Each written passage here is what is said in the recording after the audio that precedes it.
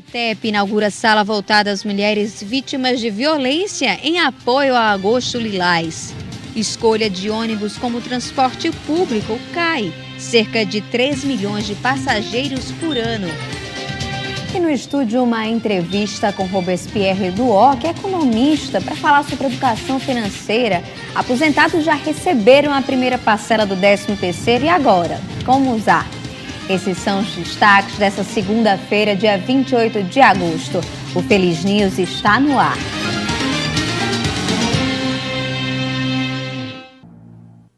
Boa noite.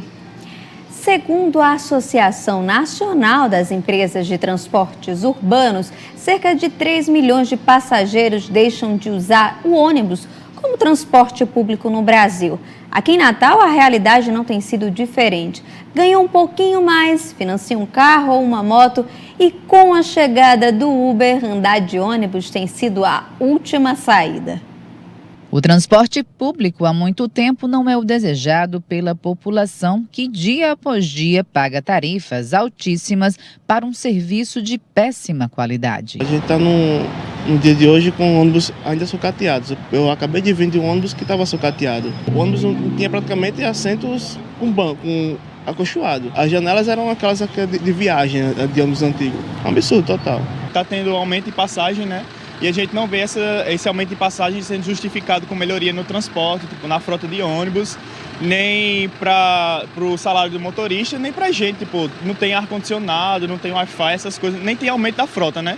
A gente demora uma eternidade nas paradas e o ônibus não vem. E a Associação Nacional das Empresas de Transportes Urbanos monitora os dados de transporte público desde 1994. E um último relatório apontou que o número de passageiros transportados diariamente por ônibus caiu 4,6% em relação a 2015. E a previsão para outubro deste ano é de queda de 46,3%. Ainda de acordo com a pesquisa, nos últimos 3 anos houve queda de 18,1% no número de passageiros. Fatores como tarifa, tempo da viagem, o trânsito e a estrutura dos veículos contribuem para essa realidade. E atualmente a crise financeira e o desemprego que afeta o país também afasta o usuário do transporte público, que muitas vezes não tem como pagar a passagem. O Renê, estudante de jornalismo, por exemplo, prefere utilizar outras formas de transporte como o Uber. Para ele, é melhor pagar mais caro para evitar os inúmeros problemas do transporte público na capital potiguar, como a superlotação e ainda a falta de educação de muitos motoristas. Eu optei pela praticidade, por você ter o comodismo de pedir o seu meio de transporte por um clique, pela segurança de não ter que estar numa parada numa cidade como a nossa, perigosíssima. Muitos ônibus são lotadíssimos em horários de picos e você acaba se chateando, se estressando, porque não consegue subir direito, você não consegue um lugar para sentar, você acaba chegando cansado já no seu destino, uma coisa que não era para ser assim. Pois é, e se não melhorar a qualidade nem a segurança nos ônibus, no transporte público, todo mundo vai optar por outras escolhas, que tomara que essas escolhas sejam escolhas como o ciclista, né? Que escolhe andar de bicicleta, é um veículo natural, limpo, mas nem todo mundo pode optar por isso aí. O bom mesmo era que o transporte público aqui em Natal, que tem uma tarifa tão alta, fosse de qualidade. Voltando agora às notícias, um homem morreu atropelado na tarde desse domingo durante uma corrida de buggy que aconteceu na praia de Jacumã, em Ceará-Mirim, no litoral norte de Potiguar. André Luiz Josuá de Lima tinha 47 anos, era policial civil e estava fotografando os carros perto de uma curva do percurso. Nós temos as imagens do momento exato, quando tudo aconteceu. André, ele registrava fotos da competição quando numa das curvas do circuito foi atropelado por um dos veículos que participava da corrida. A curva onde aconteceu o acidente era sinalizada apenas por bandeiras. André chegou a ser socorrido, mas não resistiu aos ferimentos. A Polícia Civil do Rio Grande do Norte emitiu uma nota de pesar, afirmando ter perdido um dos seus policiais mais humanos e comprometidos com a instituição na tarde desse domingo, durante um acidente de forma trágica e completamente inesperada. Nós aqui do Feliz News também nos sensibilizamos, né, com todo esse acidente e também com essa família que perdeu, né, seu ente querido. Vamos agora mais para uma notícia de homicídio. O homicídio foi registrado na noite desse domingo na cidade de Parelhas. Josimar Gabriel da Silva, de 42 anos, foi atingido por pelo menos 5 disparos. Segundo a Polícia Militar, Josimar estava em um bar no bairro Cruz do Monte quando ele foi executado. Chegou a ser socorrido e levado para o hospital na cidade de Currais Novos, mas não resistiu aos ferimentos. A Polícia Militar foi acionada, mas não há informações sobre a motivação do crime. Vamos agora para um intervalo comercial e veja a seguir. ITEP inaugura sala voltada para as mulheres vítimas de violência. E ainda, vai abrir uma empresa? Saiba como legalizar tudo em apenas 24 horas. É depois do intervalo, a gente volta já. Esse mês de agosto tem sido de combate à violência contra a mulher. Aderindo à campanha, o Instituto Técnico Científico de Perícia, o ITEP, inaugurou hoje uma sala voltada especialmente às mulheres vítimas de violência. Confira na matéria. O projeto que deu origem à Sala Lilás existe desde 2015 e é da Coordenadoria da Defesa dos Direitos das Mulheres e Minorias, a CODIM, da Secretaria Estadual de Segurança Pública.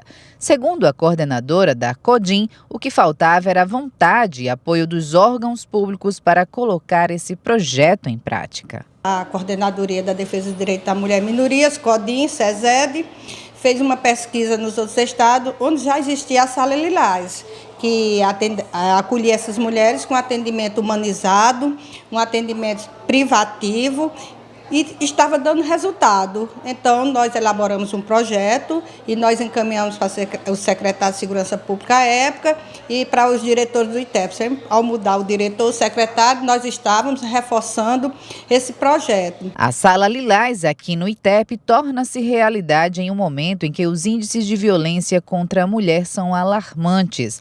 A partir de hoje, a mulher vítima de violência terá um tratamento especial e mais humanizado. Dentro da sala tem uma mesa ginecológica própria para as mulheres, né?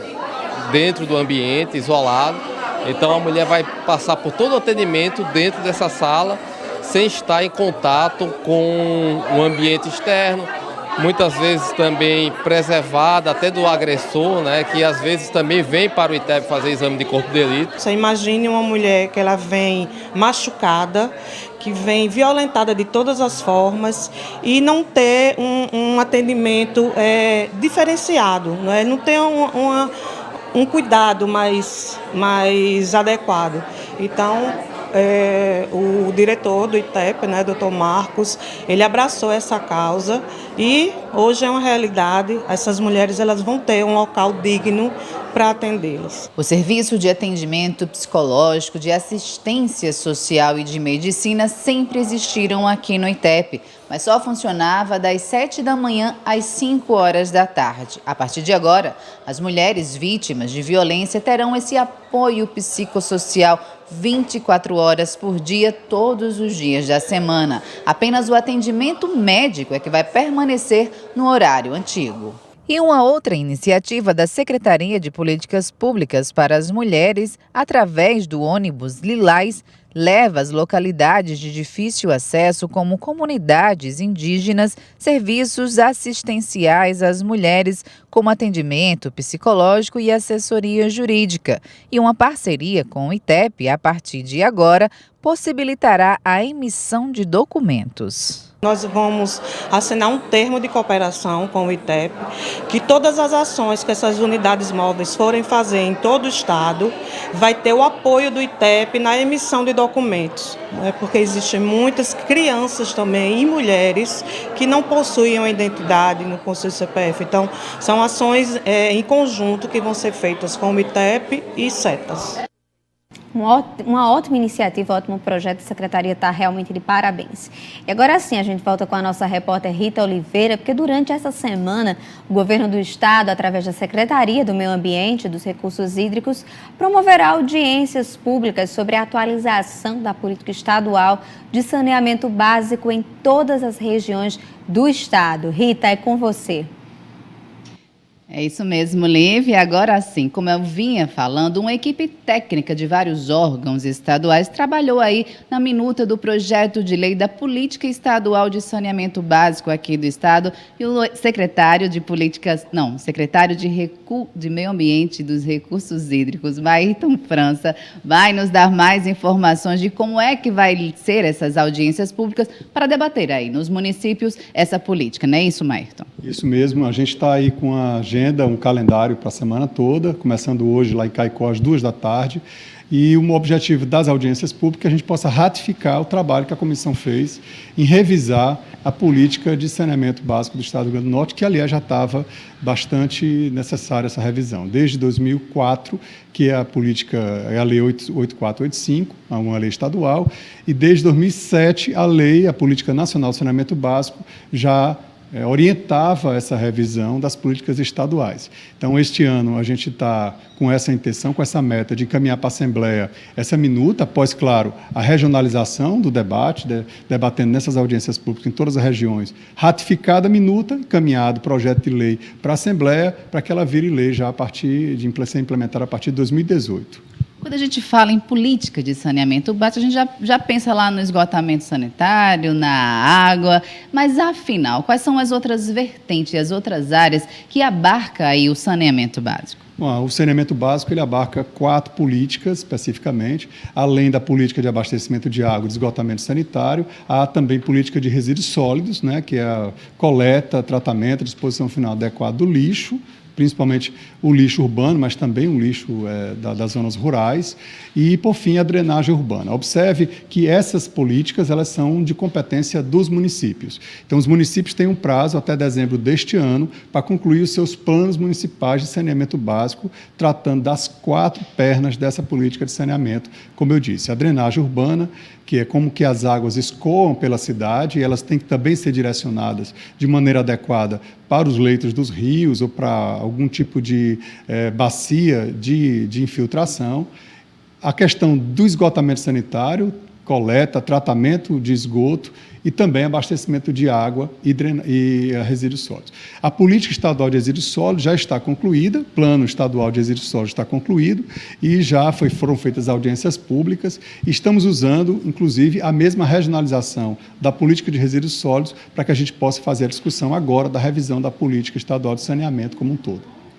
E essas audiências públicas contemplam todos os municípios do Estado, mas elas vão ser organizadas por regiões, é isso? É isso mesmo. Como eu disse, a gente tem uma regionalização proposta pela política de resíduos sólidos, a gente está usando essa regionalização. Então, nós temos aí, hoje, às 14h, lá em Caicó, amanhã a gente vai para o Agreste, na quarta-feira a gente vai para Sul e finalmente, Mato Grande na sexta-feira. Então, essa é a discussão que a gente vai trabalhar por região. Cada região foi escolhida uma cidade polo, onde tenha um auditório capaz de reunir o máximo de pessoas possível, para que a gente possa, junto com a comissão, apresentar essas pessoas, apresentar ao Estado, a população do Estado do Rio Grande do Norte, apresentar essa minuta e ratificá-la para encaminhá-la para a Assembleia. Secretário, então, qual é a importância da população participar deste momento? Porque depois não vai poder dizer que não foi convidado para participar, né? Muitas das leis que são colocadas para que a gente possa cumpri-las, elas precisam da participação da sociedade civil organizada. Por isso que todas as instituições dessas regiões que foram citadas foram convidadas para participar com a hora marcada, com o local marcado, tudo direitinho, para que todos possam ter a oportunidade de opinar. Então, opinar, dar sugestões a respeito da política é uma obrigação do Estado de chamar a população, chamar a sociedade para que essa política saia o mais próximo possível do desejo das demandas sociais. Muito obrigada, secretário, por suas informações. A gente poderia ter muito mais tempo para falar de saneamento básico, porque saneamento básico também é saúde pública, não é isso? Então é isso, Lívia, volto com você no estúdio. Obrigada, Rita, pelas informações. Agora vamos mudar um pouquinho de assunto, porque é hora do esporte aqui no jornal. O ABC continua vivendo uma fase dramática do time, diferente do Globo, que já venceu metade dos jogos disputados em casa. Confira mais detalhes do nosso Esporte Potiguar no Momento Esportivo.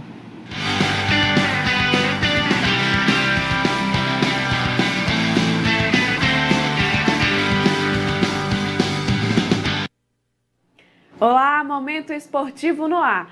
Ontem o Globo fez história, vencendo metade dos jogos disputados em casa, até então pelo placar necessário para avançar.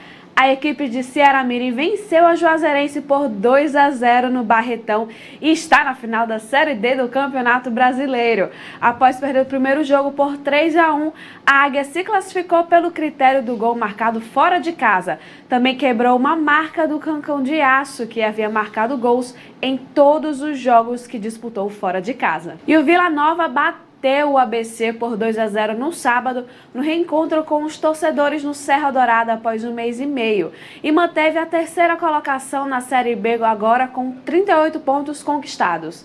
Os gols da partida foram marcados por Alain Mineiro em pênalti contestado pelo ABC no final do primeiro tempo e Alípio no início da segunda etapa.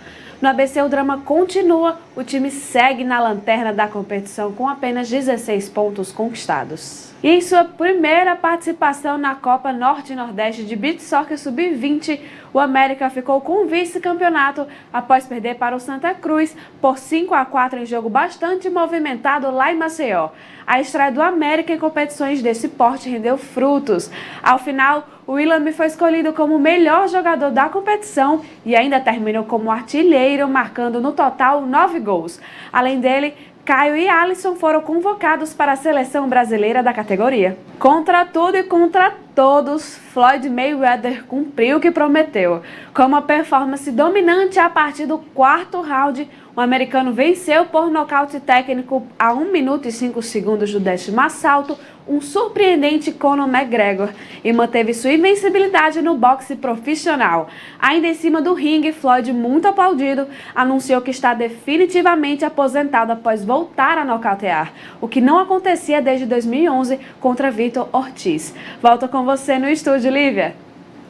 Obrigada, Leonor, pelas informações. E agora vamos para o intervalo, né? Veja seguir uma entrevista com o nosso economista Robespierre Duó para falar sobre educação financeira, principalmente para quem já recebeu a primeira parcela do 13º. Depois do intervalo, a gente volta já.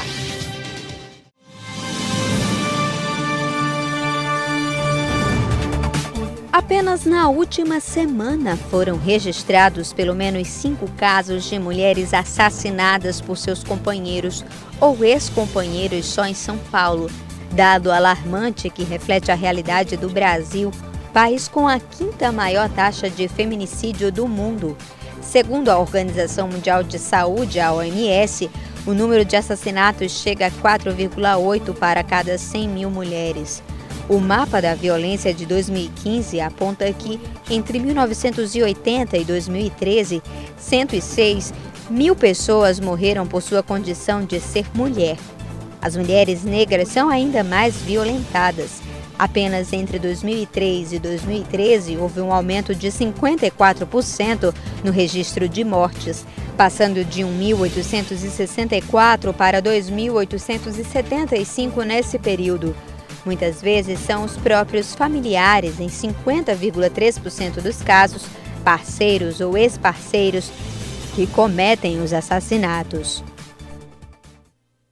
Dica para quem está pensando em abrir a própria empresa. É possível fazer isso de forma legal em apenas 24 horas. Quer saber como? A nossa repórter Rita Oliveira está com a presidente da Juncern e tem todas as informações.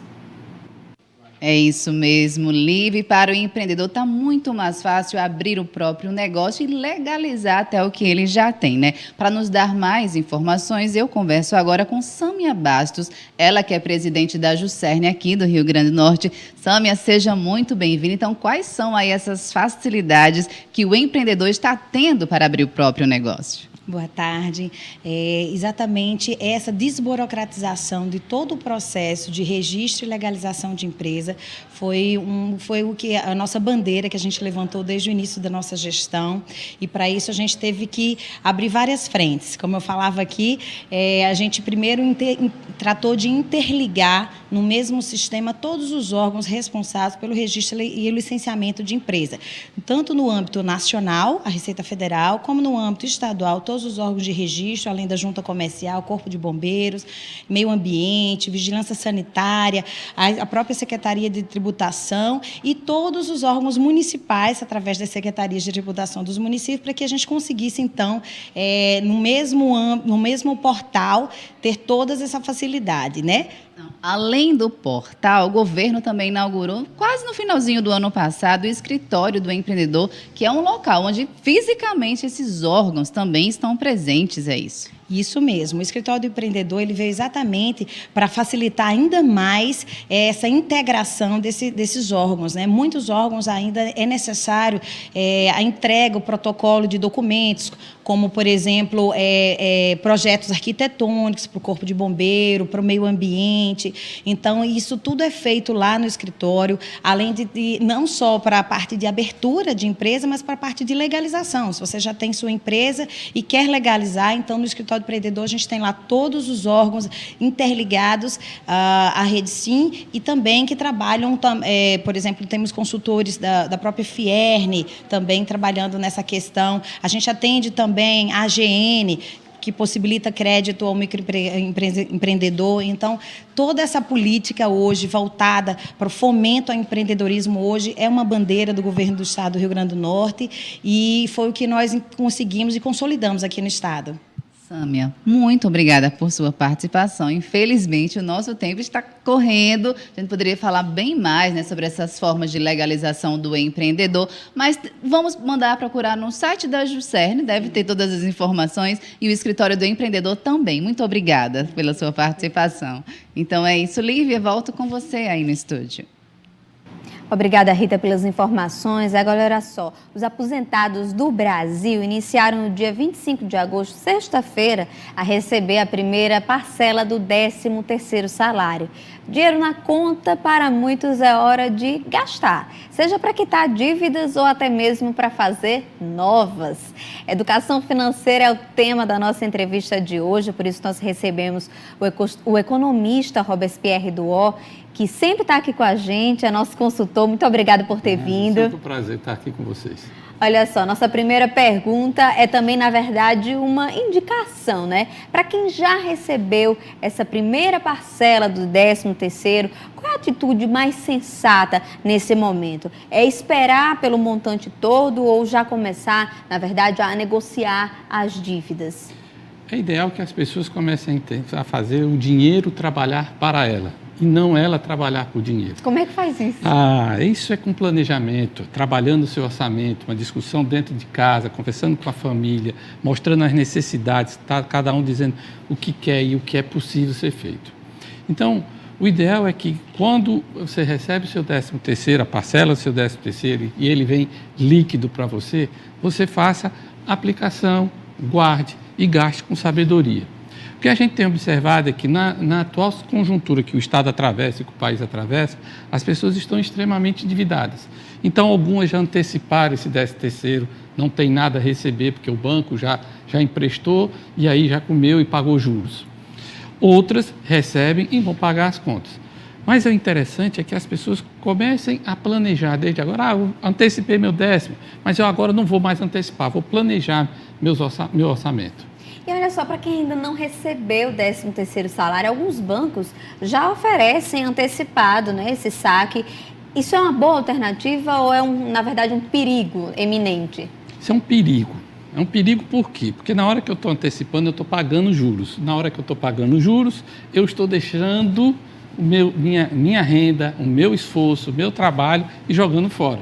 Então é interessante que as pessoas comecem a trabalhar de forma a poupar. Então, eu tenho que pegar o orçamento, trabalhar o orçamento e não fazer esse tipo de processo de antecipação do 13º. Agora, falando para os mais organizados financeiramente, o valor poupado, ele deve ser investido em qual aplicação? Nesse momento que o Brasil está vivendo, né? Em média, o quê? É na poupança? Existe agora, nesse momento, uma melhor escolha a se fazer? Sim, sempre, dependendo do volume do que a gente está conversando, você vai buscar o seu perfil de aplicação. Então, alguns vão botar na poupança, nunca colocar dinheiro em título de capitalização, porque as pessoas acham que título de capitalização é um bom investimento e é o pior dos investimentos. As pessoas poupam com o intuito de, é para ter uma obrigação, então eu tenho que ter aquela obrigação, mas aquilo não é uma boa aplicação financeira. Então é interessante que as pessoas busquem seu perfil agressivo, médio, cauteloso e vá fazer sua aplicação. A melhor aplicação para quem tem pouco dinheiro, pouco recurso, é a poupança. Agora, falando como criar esse hábito, né? É tão difícil o brasileiro criar esse hábito de poupar dinheiro. Existe uma dica, por exemplo, um valor para começar? Existe um valor ideal? Não existe um valor ideal. O que existe é a necessidade de você começar a trabalhar seu orçamento. Eu ganho quanto? Eu ganho 1.000. Dos 1.000 que eu ganho, eu tenho que gastar, eu tenho minhas despesas fixas. Água, luz, condomínio, telefone, o que é? Então eu coloco lá dentro do meu orçamento. Necessito de lazer. Se eu vou buscar lazer, eu tenho que ver qual é o lazer que minha renda permite. Eu não tenho condições de ir para um cinema, não tenho condições de ir para um teatro.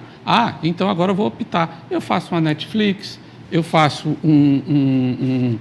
compro um CD, assisto filme de CD. Faz o lazer em casa. Lazer em casa. Faço a minha pipoquinha, vou curtir meu cinema em casa. Então, quer dizer, cada um vai ter que adaptar seu orçamento para a sua necessidade.